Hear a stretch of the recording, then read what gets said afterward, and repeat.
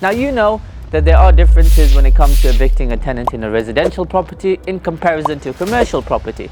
In residential, if a tenant doesn't pay you your rent or doesn't maintain the property, well, when it comes to rent, you need to serve a Section 8 notice. When it comes to commercial, however, depending if you've added this clause into your contract, that if the tenant is behind by, let's say, 14 days on the rent, then you can forfeit the lease.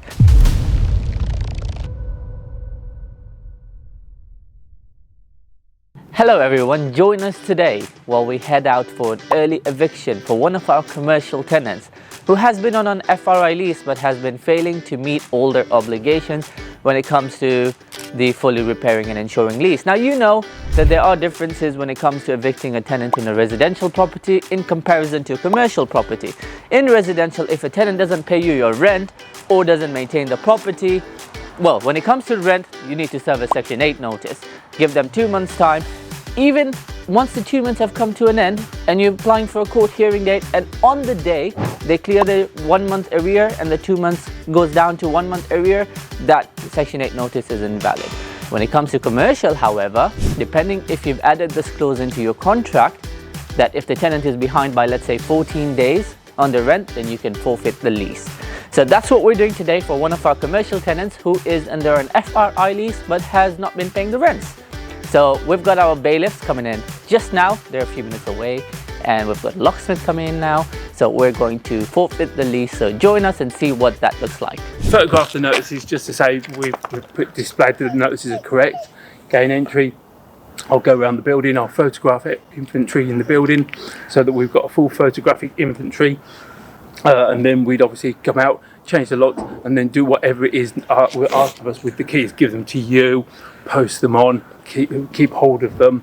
They'll come then to go to work. They'll find the locks have been changed, the notices are up, and then they'll, obviously the next thing they'll do is ring you, because there's a torts notice, which is a control of goods notice, to say we've taken our building, but your items are still yours. You need to make arrangements to collect them. If you don't collect them within a certain amount of time, we'll dispose of them. So that's how the torts element of that works. What if there was in the property while we attended, like now, for example? If there would, we can't do it. No. So if there's a possibility they're there, they're not there now though. No, but if there was, legally can't do it. Ah, okay, right. Because we have had a similar instance with the nursery. Now, when it comes to nursery with children being at stake, can we still forfeit the lease as simply as we can for shops? Okay. Because you do it before the children arrive. Yeah. So if we have to forfeit at 2 a.m. in the morning, the nursery's empty. If there's a residence within the nursery, then what should happen is the residence and the business should be two separate things. Yeah. So you have a commercial arrangement for the business, and you have a domestic arrangement for the residents. So we're not evicting you from your residence, but most residents that are above a commercial let have a separate entrance. You have an entrance around the back. So we would make sure that we would go in at 2 a.m. and we would block off the door. There might be another door from there into the commercial. We'll block that off, change those locks. You can't come in there. You still have your right to go into your property because that's a residence. Right. Now, in our case, we have solid grounds because the tenant's not meeting their obligations, right? Whether it's rent, etc., etc. In an instance, if the landlord was actually going rogue and it was unlawful eviction, and let's say the landlord provided misleading information to the bailiff and say, look, we need to evict the person, etc., etc.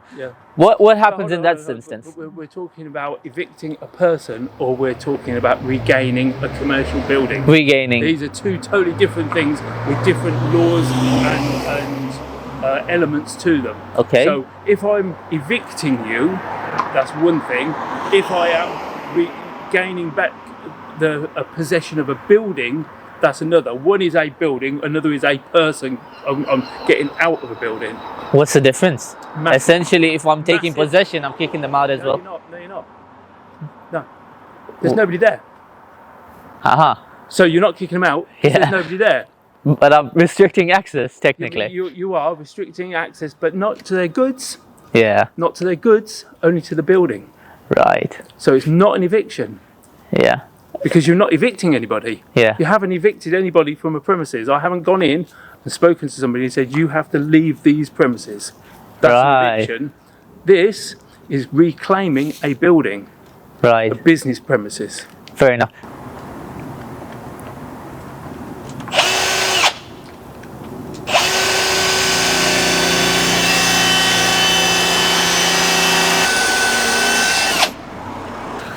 So we need to change the locks there, and then we've got another access as well from the side. Yes, okay, now. So whether you want to do that from the outside or inside. Yeah, tell me please, what do you want to fit here? The most secure lock that they cannot break in.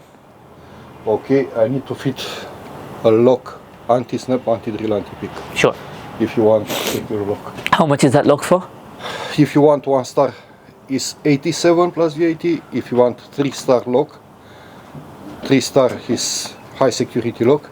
This one 36 plus VAT. Okay, let's do the 3-star one. Okay.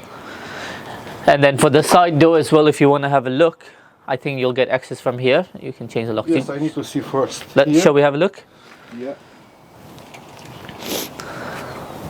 Thank you. Yeah, we need to change this lock. Okay, sure. Okay, just let him do. Not this one, this one, so the flat. It's this one here.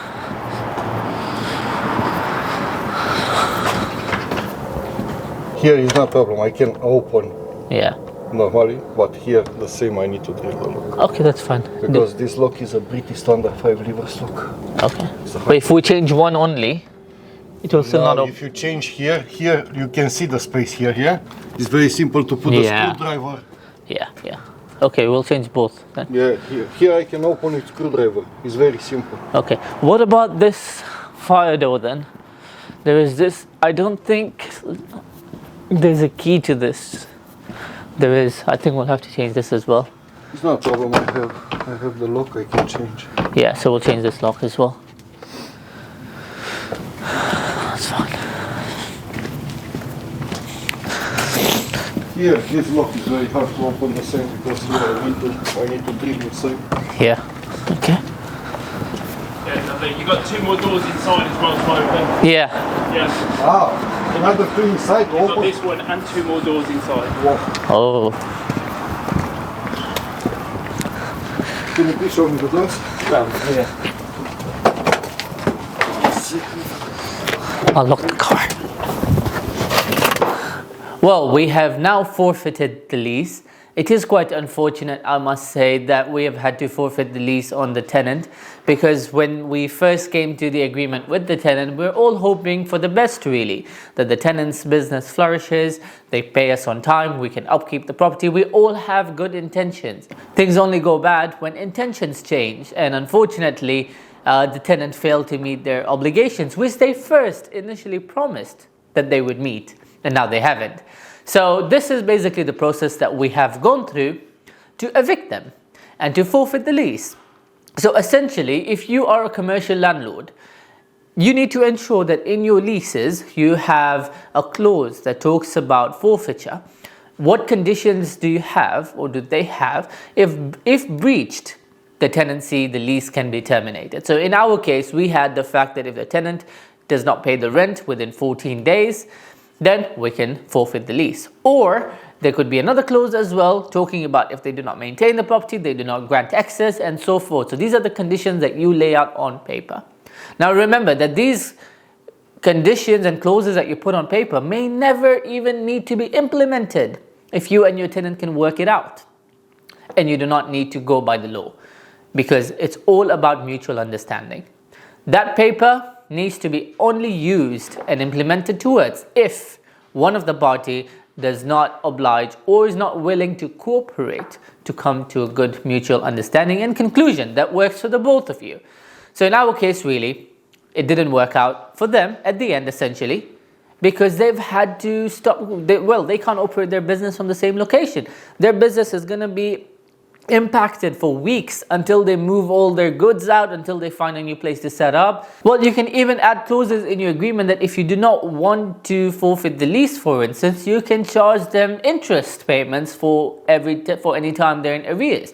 So that could be 20% or 50% of the annual rent. So let's say, for example, if the rent is £1,000 a month, is 12,000 a year, 50% of that is 6,000. So you want to divide by 6,000 into 365, and you're going to be charging them per day for any time they're late in payment. So you have various ways around it, but this is important that you put down on paper so you are protected in case some people's intentions change.